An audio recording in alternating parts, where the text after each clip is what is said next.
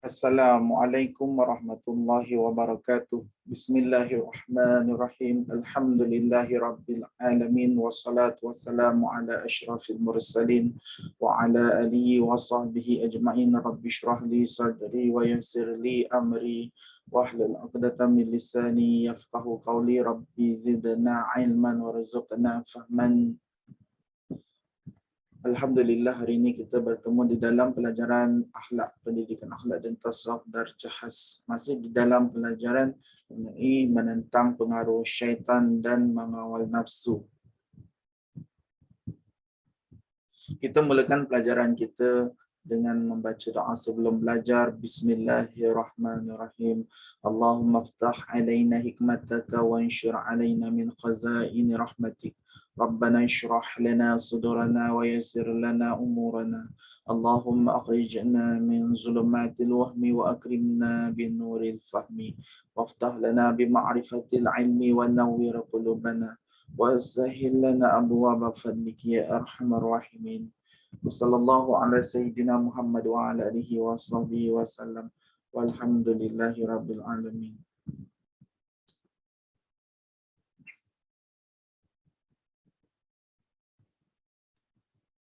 Tajuk kita pada hari ini, awas godaan syaitan.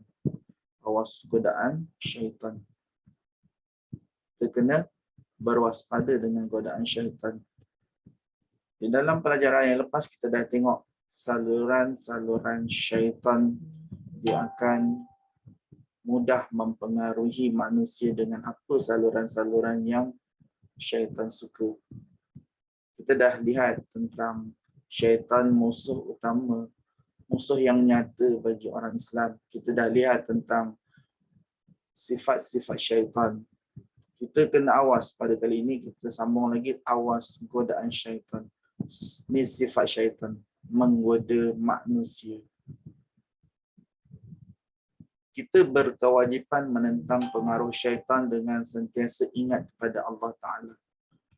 Kita selalu ingat kepada Allah Ta'ala dengan berzikir, ingat Allah, dan itu salah satu cara yang boleh menentang pengaruh syaitan. Bila kita ingat Allah, syaitan suruh buat jahat, tapi bila kita ingat Allah, maka terbatallah perbuatan jahat kita. Apabila kita ingat nak buat jahat, kita ingat kita orang yang salat. Bila kita buat jahat, maka dosa-dosa kita akan bertambah. Maka hilanglah pahala ibadat kita. Lalu kita terbatal. Kita tidak dapat melakukan perkara-perkara yang jahat. Dan mengawal hawa nafsu kerana syaitan akan dapat menguasai hati kita apabila kita lupa kepada Allah. Bila kita lupa tentang Allah, kita lupa tentang hukum-hukum Allah, maka syaitan akan menguasai diri kita. Bila kita nak buat jahat, kita fikirkan Allah, kita tidak akan melakukan kejahatan. Tapi bila nak buat jahat, kita tak ingat Allah langsung, tak ingat balasan Allah, tak ingat neraka Allah, maka kita akan terus melakukan kejahatan dan mengikut kehendak nafsu. Satu lagi, bila dia terlalu mengikut kehendak nafsu, dia tahu Allah itu ada, balasan Allah itu ada, tapi dia terlalu mengikut kehendak nafsu, maka dia akan terus melakukan kejahatan. Sabda Nabi sallallahu alaihi wasallam, sabda Rasulullah sallallahu alaihi wasallam, inna syaitana wadi'un khurtumahu ala qalbi ibnu Adam fa in huwa zakarallahu ta'ala khanasa wa in nasiyallaha ta'ala iltaqama qalbahu. Rawahu ibnu abi ad-dunya. Artinya, kita lihat artinya. Artinya sesungguhnya syaitan meletakkan belalainya di atas hati manusia. Maka jika dia ingat kepada Allah, syaitan akan mengendap, yakni bersembunyi. Sifat syaitan lagi, mengendap, bersembunyi, memerhatikan manusia. untuk dia menggoda manusia. Dan jika dia lupa kepada Allah, bila manusia tu lupakan Allah, syaitan akan menelan hatinya. Maksudnya syaitan akan menggoda dia, menghasut perasaan dia. Ikutilah panduan yang ditunjuk oleh Rasulullah sallallahu alaihi wasallam dalam hadis yang berikut. Ni dalam hadis yang berikut kita kena ikut panduan yang ditunjukkan oleh Rasulullah sallallahu alaihi wasallam. Bismillahirrahmanirrahim. Inna syaitana qa'ada li bani Adam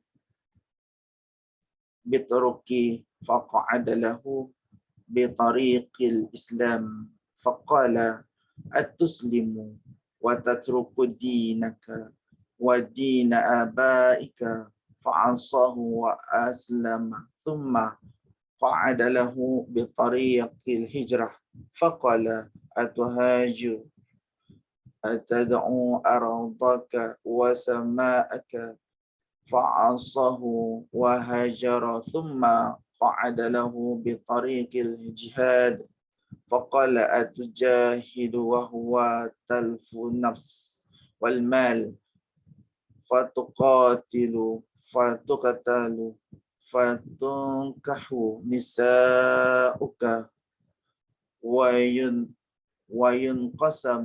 wayunqasamu maluka fa'asahu wajahada faman fa'ala dhalik fama takana haqqan 'ala Allahi an yudkhilahu al-jannah. Daripada rawahu An-Nasa'i, riwayat Nasa'i. Kita lihat artinya, sesungguhnya syaitan duduk mengganggu manusia di beberapa jalan.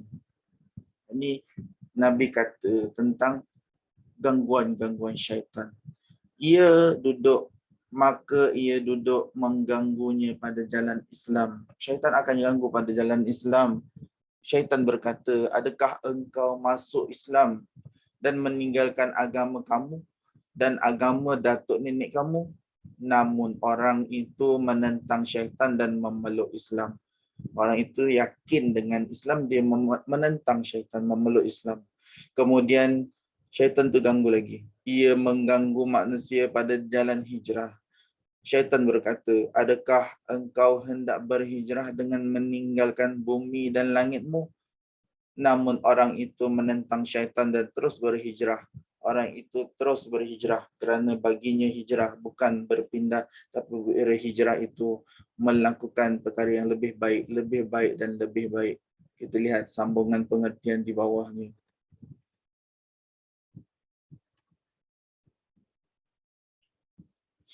Kemudian syaitan mengganggu manusia pada jalan jihad.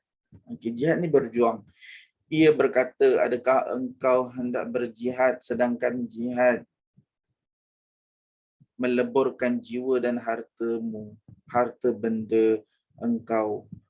Engkau akan berperang dan engkau terbunuh.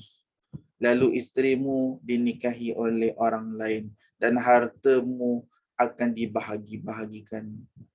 Okey, ni bisikan-bisikan syaitan. Syaitan akan menghasut orang yang berjihad. Jihad ni orang yang berjuang di jalan Allah, sama ada dia berjuang mengorbankan harta, nyawa dan sebagainya. Jihad, syaitan kata meleburkan jiwa, boleh membunuh jiwa dan harta benda. Syaitan kata lagi akan berperang dan engkau akan terbunuh. Syaitan berkata manusia itu akan terbunuh, lalu isterimu dinikahi oleh orang lain. Syaitan akan hasut lagi bahawa isteri dia akan kehilangan isteri dan harta, akan dibahagi-bahagikan hartanya. Namun orang itu menentang syaitan. Ini orang-orang yang kuat menentang syaitan dan terus berjihad. Orang ini tidak kira sebab pada orang yang menentang syaitan ni, mereka menganggap jihad tu yang lebih utama dan dunia ni adalah kehidupan sementara.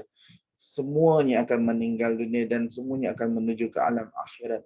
Sesiapa yang berbuat sedemikian sehingga ia gugur terkorban, maka berhak bagi Allah Ta'ala memasukkannya ke dalam syurga. Orang yang sentiasa menentang syaitan ini, Allah berhak memasukkannya ke dalam syurga Allah Ta'ala. Okay, kita lihat tajuk seterusnya. Tadi mengenai syaitan, sekarang mengenai nafsu. Pengenalan tentang nafsu. Sebelum ni kita belajar dah tentang syaitan. Nafsu ni adalah dalam diri manusia, bukan lain daripada diri manusia. Kalau syaitan tu adalah satu yang lain daripada diri manusia, satu makhluk yang lain daripada diri manusia. Tapi nafsu ini adalah ada di dalam diri manusia. Pengenalan nafsu. Nafsu berasal dari kata nafsun yang bererti jiwa atau roh atau diri yang tidak zahir pada manusia. Ada dalam diri manusia tapi tidak zahir.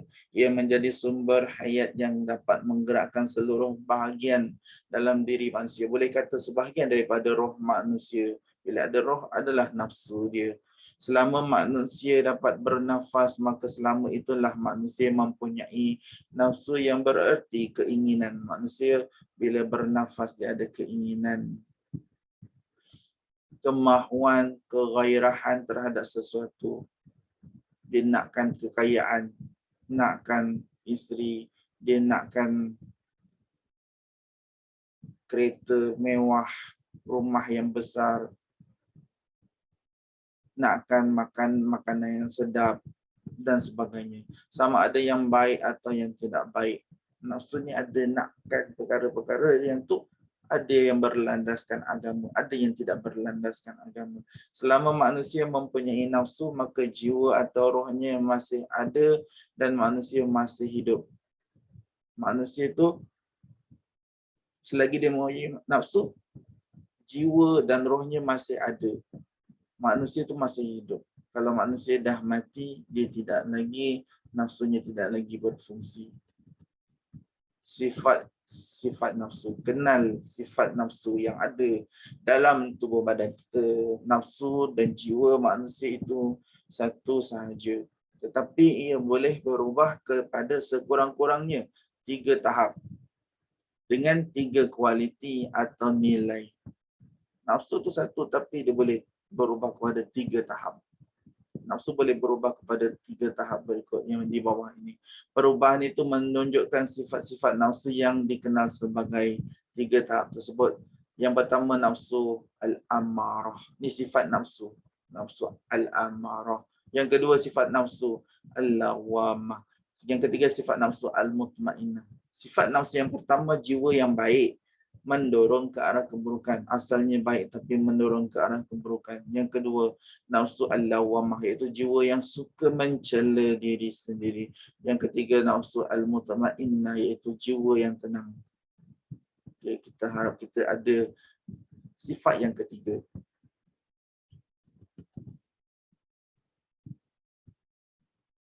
Dengan kata lain, jiwa manusia boleh sahaja menerima mana-mana satu daripada sifat tersebut. 3 sifat tadi, manusia boleh menerima mana-mana sahaja. Tapi kita kena berusaha. Berusaha menjadikan nafsu kita nafsu yang baik, yang tenang. Sifat ini akan menguasai dan menentukan segala impian, perlakuan dan matlamat hidup manusia dan mewarnakan cara hidup dan budayanya serta akibat baik dan buruknya. Kalau manusia itu tidak ada nafsu, maka akan menjadikan manusia itu tidak maju. Tapi nafsu jika diikut dengan kehendak-kehendak nafsu tidak berlandaskan agama, menyebabkan manusia itu mencari harta kekayaan kemajuan dengan bukan berlandaskan Islam. Tapi apabila dia mengikut kehendak nafsu dan dia landaskan dengan ajaran-ajaran Islam, maka keredaan Allah akan dapat padanya. Jenis-jenis nafsu dan ertinya. Kita tengok huraian seterusnya, huraian tentang jenis-jenis dan erti tadi. Yang pertama, nafsu al-amarah. Nafsu al-amarah. Firman Allah Ta'ala di dalam surah Yusuf ayat 53, A'udzubillahi minasyaitonirrajim. Inna nafsa la'ammara Inna nafsa la'ammaratu bisu'i illa ma rahima rabbi. Artinya, sesungguhnya nafsu manusia itu sangat menyuruh melakukan kejahatan. Sifat nafsu ni asalnya sangat suruh buat jahat. Kecuali orang yang telah diberi rahmat. Orang yang sedar, orang yang insaf, orang yang ingat kepada Allah oleh Tuhanku. Maka terselamatlah dia dari hasutan nafsu itu. Orang ini bila terselamat, dia akan ikut kehendak nafsu tapi berlandaskan agama Islam. Nafsu al-amarah ialah jiwa yang tertarik kepada perkara yang buruk. Kerja atau amalan yang sia-sia. Ini nafsu yang patut kita jauhi. Perkara yang melekakan dan melakukan maksiat dan perbuatan mungkar. Ini nafsu dia selalu nak perkara leka, melakukan maksiat dan perbuatan mungkar. Ia menguasai emosi dan perasaan manusia. Kita lihat anak-anak di masa kini, awal remaja mereka, banyak sifat-sifat yang disebutkan di dalam nafsu al-amarah berada di dalam anak-anak yang berusia awal remaja. Hawa nafsu supaya melakukan perkara-perkara tersebut. Ini sifat hawa nafsu supaya melakukan perkara-perkara tersebut dan mendapat kepuasan daripadanya tanpa memberi ruang kepada akal untuk menilai akibat buruknya. Gejala lepak di kalangan remaja-remaja sekarang. Mengganggu orang lain, mengganggu ketenteraman awam, melakukan maksiat.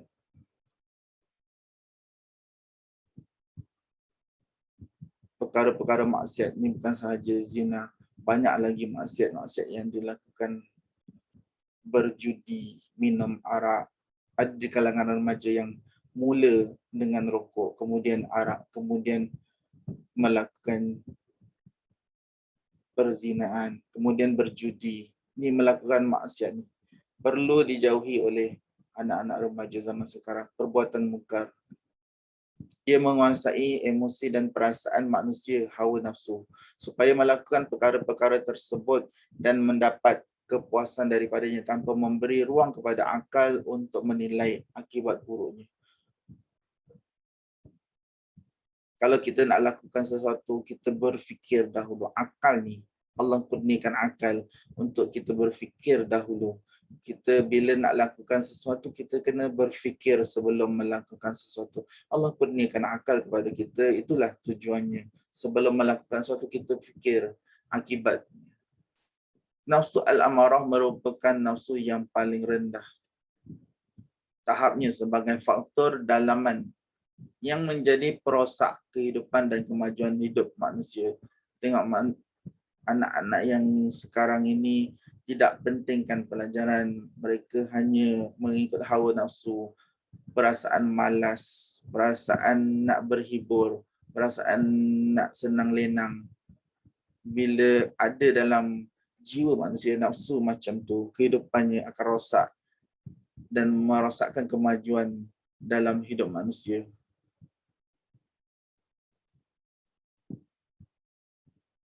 Orang yang dikuasai oleh nafsu ini mempunyai akhlak yang rendah. Akhlak mereka rendah. Dan jiwa yang parah serta menjadi punca gejala sosial.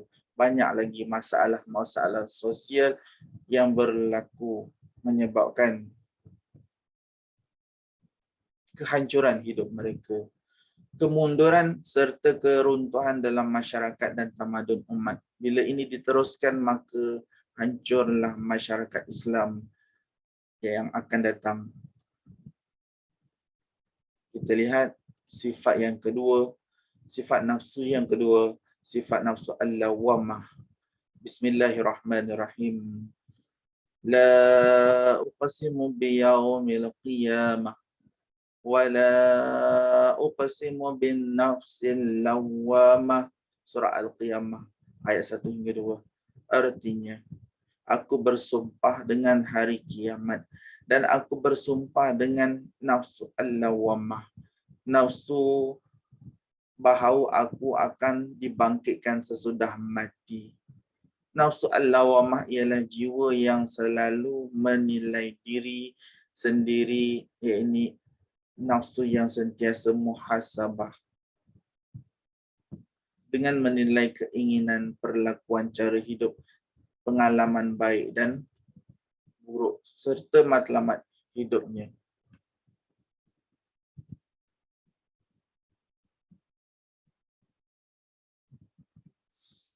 Ia akan melihat ke dalam diri dan membuat penilaian dan membuat penelitian dan penilaian sehingga ke tahap sedar, insaf dan kesal terhadap diri sendiri dan membuat langkah-langkah memperbaiki diri, kemudian berasa tenang dengan adanya kebaikan dan gelisah hadapi keburukan. Nafsu al-lawamah berusaha mengawal emosi, ini hawa nafsu. Nafsu al-lawamah berusaha mengawal emosi, ini hawa nafsu, dan memberi ruang kepada akal untuk membuat penelitian, pertimbangan, penilaian dan pembetulan. Ia juga membuka pintu hati budi yang luhur, dhamir, untuk merasai nilai kebenaran. Untuk merasai nilai kebenaran dan kebaikan yang hakiki dalam perjalanan hidup manusia yang penuh cabaran dan ujian, ibtila. Ini adalah nafsu al-lawam.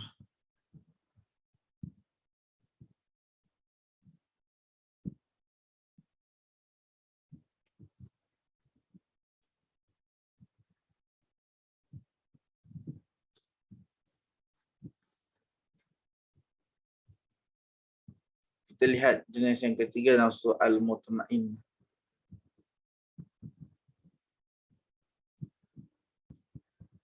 Bismillahirrahmanirrahim. Ya ayyatuhan nafsul mutmainnah, irji'i ila rabbiki radiyatan mardiyah, fadkhuli fi ibadi wadkhuli jannati. Surah Al-Fajr. Surah ni yang kamu selalu hafal dahulu masa kamu darjah 4, ayat 27 hingga 30. Kita lihat artinya.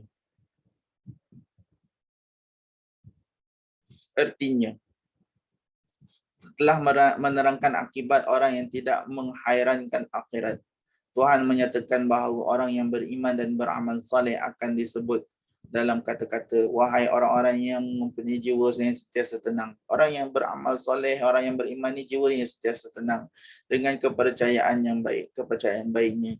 Kembalilah kepada Tuhanmu dengan engkau berpuas hati dengan segala nikmat yang diberikan, lagi diredai di sisi Tuhanmu. Serta masuklah engkau ke dalam kumpulan hamba-hambaku yang berbahagia dan masuklah ke dalam syurgaku. Ini adalah orang-orang yang sentiasa tenang, orang-orang yang beriman dan beramal soleh.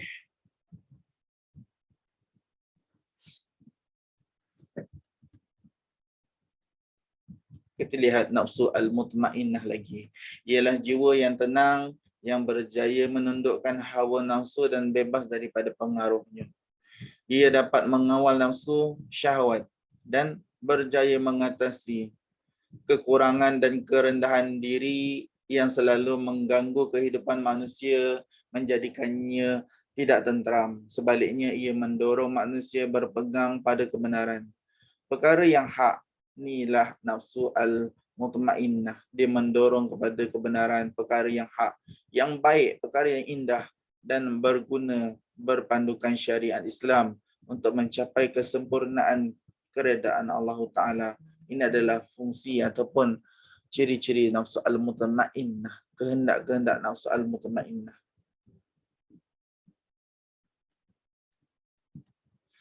Orang yang sampai ke tahap nafsu al-mutmainnah mempunyai nilai diri yang luhur dan unggul.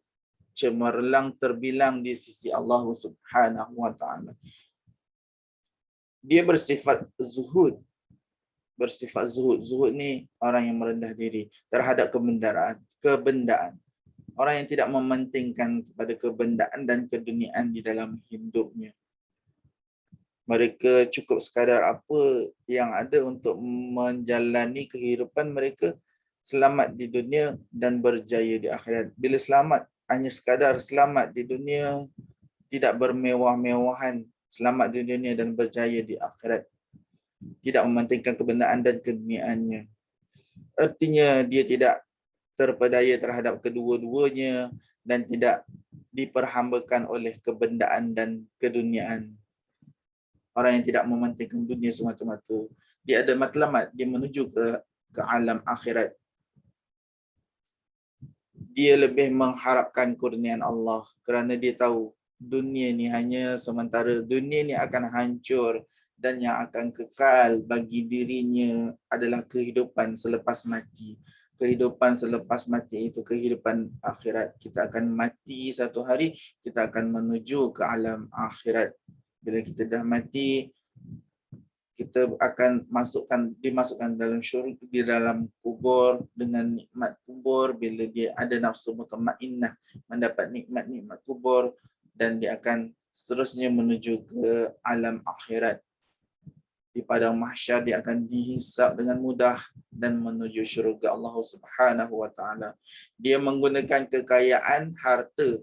Kalau dia ada harta kekayaan pun untuk berjihad, dia akan berjihad pada jalan Allah. Banyak disedekahkan kepada orang-orang yang nak menyebarkan Islam. Contohnya bila tak ada harta, dia memberi kepada orang-orang yang nak menghafaz Al-Quran, pelajar-pelajar tahfiz yang nak berjuang menyebarkan Islam, berjuang menyampaikan perkara yang hak, menegakkan yang hak. Bila dia ada harta, dia menegakkan sesuatu yang betul, menyampaikan sesuatu yang betul, membantu yang hak dan menentang kebatilan, membantu yang perkara-perkara yang betul dan menentang perkara-perkara yang salah. Kebatilan ni salah, yang hak ni yang betul. Mereka mendapat bintang kehormatan sebagai ar-rasyidun. Bila di akhirat kelak, mereka digelar ar-rasyidun, orang yang mengikuti jalan yang benar, ar-rasyidun, orang yang dapat petunjuk di jalan Allah. A'udzu billahi minasyaitonir rajim. Firman Allah, "Walakinnallaha habbaba ilaikumul imana wa zayyanah fi qulubikum wa karraha ilaikumul kufr wal fusuqa wal isyan ulaika humur rasyidun." Surah Al-Hujurat ayat 7. Artinya, kita lihat artinya. Tetapi Allah menjadikan iman sesuatu perkara yang kamu cintai serta diperhiaskannya dalam hati kamu. Iman tu jadikan konsep cintai iman dan dihiaskan dalam diri manusia. Iman tu dihiaskan dalam diri manusia dan menjadikan kekufuran dan perbuatan fasik serta perbuatan derhaka itu perkara-perkara yang kamu benci.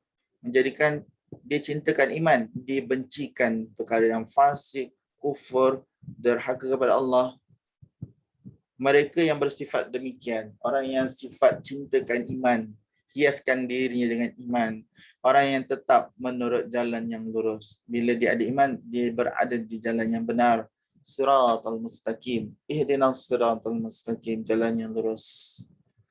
Kita lihat sedikit penghayatan.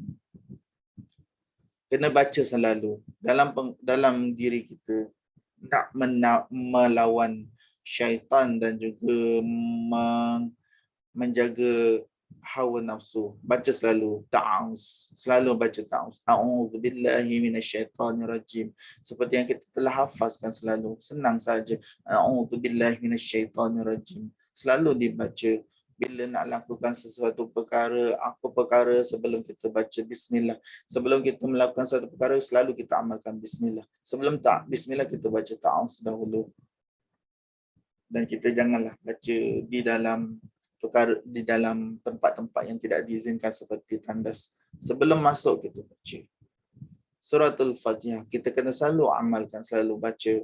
Kerana dalam suratul Fatihah itu ada puji-pujian terhadap Allah. Ada doa kita kepada Allah. Ada permintaan kita kepada Allah. Ada akidah kita kepada Allah. Iyyaka na'budu wa iyyaka nasta'in.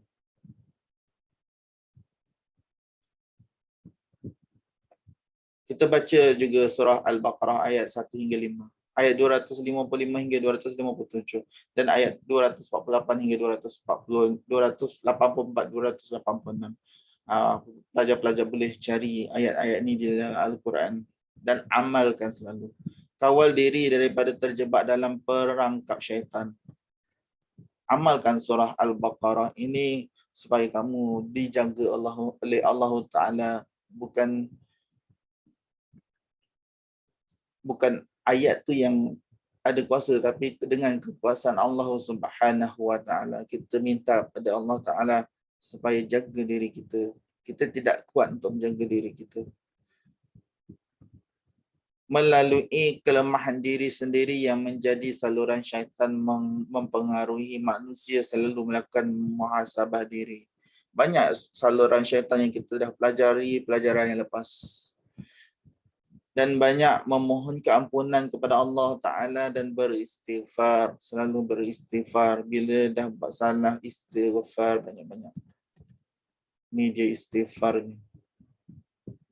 Rabbi ghafirli wa tub alayya innaka antat tawwabur rahim. Ataupun kita istighfar yang biasa kita lafazkan, astaghfirullahalazim, astaghfirullahalazim, astaghfirullahalazim. Kita lafazkan selalu. Jadikan amalan zikir dalam kehidupan diri kita. Artinya, ya Allah, ampunilah daku dan terimalah taubatku kerana sesungguhnya Engkau Maha penerima taubat lagi Maha pengasih. Berdoa seperti yang dilakukan oleh Rasulullah SAW daripada riwayat At-Tirmizi. Bismillahirrahmanirrahim. Allahumma inni as'aluka rahmatan analu biha syarafa karamika fid dunya wal akhirah. Ya Allah, sesungguhnya aku memohon kepadamu rahmat yang dengannya aku boleh mendapat keutamaan dan kemuliaan-Mu di dunia dan di akhirat. Kita akan menuju akhirat. Ingat. Sekian, terima kasih. Kita akhiri pelajaran kita dengan doa selepas belajar. Bismillahirrahmanirrahim. Rabbana la tuzigh qulubana ba'da idh hadaytana wa hab lana min ladunka rahmah innaka antal wahhab ya fattahu ya alim iftah qulubana futuhal arifin. Allahumma inna nastaudi'uka ma 'allamtanahu farudduhu ilaina inda hajatina ilaihi wa la tunsinahu ya rabbal alamin. Sallallahu ala sayyidina Muhammad wa ala alihi wa sahbihi wa sallam walhamdulillahi rabbil alamin. Sekian, terima kasih. Nantikan soalan Google Form daripada saya. Assalamualaikum warahmatullahi wabarakatuh.